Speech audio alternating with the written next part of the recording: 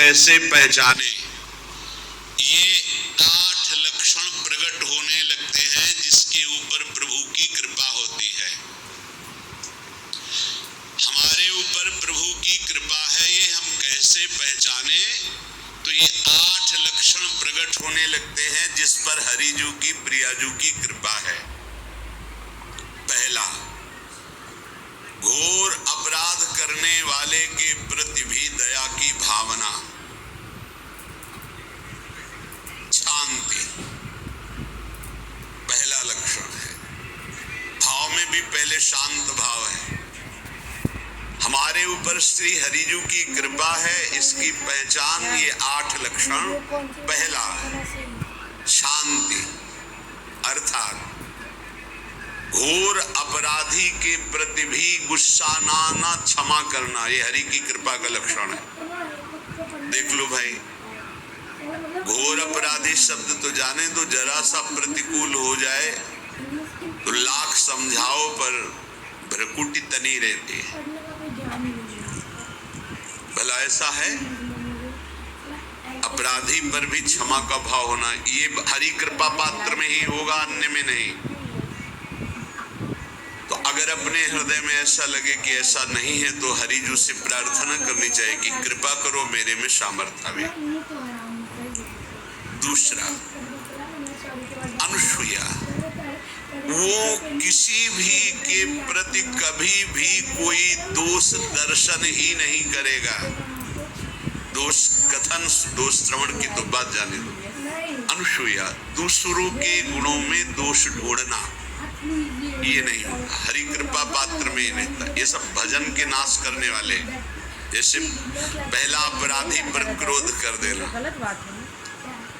तो माया ने भेजा इसीलिए था कि तुम्हारे साथ व्यवहार ऐसा करे कि तुम क्रोध करो, क्रोध करोगे हमारी ऊर्जा शक्ति नष्ट हो जाएगी, अध्यात्म में जो चलने की थी। और कहीं तुमने संकल्प कर लिया तो भजन शक्ति नष्ट हो जाएगी। तो अगर भजन बल है तो गया, जरूर उसको दंड मिलेगा, पक्का मिलेगा, 100% मिलेगा, लेकिन आप खाली हो गए। ना भजन करने की वृत्ति रहेगी और ना भजन रहेगा, दोनों बात। अनुसूया, किसी के सद्गुणों में दोष देखना, गुणों में दोष ढूंढना, ये हरि कृपा पात्र में नहीं होता। ये बहुत मंगलमयी बातें जिससे हमारा भजन मार्ग पुष्ट होता है। तीसरा, वो बाहर से और भीतर से पवित्र रहता है, हरि कृपा पात्र। शौचाचार का ज्ञान होना चाहिए, वस्त्र आपके पवित्र होने चाहिए, ये बाहरी जल रज आदि के द्वारा बाहरी पवित्रता। और निष्कपटता, निश्चलता, सत्य भाव, ये अंदर की पवित्रता है।